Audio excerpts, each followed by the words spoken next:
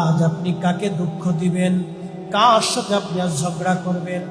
প্রতিবেশীর সাথে কেন ঝগড়া করবেন? ভাইয়ের সাথে ভাই কেন ঝগড়া বাঁধাবেন? এত বছর পার হলো, ভাইয়ের সাথে ভাইয়ের ঝগড়া হলো না, কিন্তু বিয়ে করার পরে ভাইয়ের সাথে ভাইয়ের ঝগড়া হয়, কারণ কি? বিয়ে করার পরে ভাই ভাই ঝগড়া লেগে গেল, কারণ কি? কোন স্বার্থে? মাকে গালি দিলেন আপনি, বাবাকে কষ্ট দিলেন, লাভ হবে কি? কত বছর আপনি পৃথিবীর মধ্যে বেঁচে থাকবেন? না না না, আল্লাহ কোরআনে বলেন কুল্লু নাফস।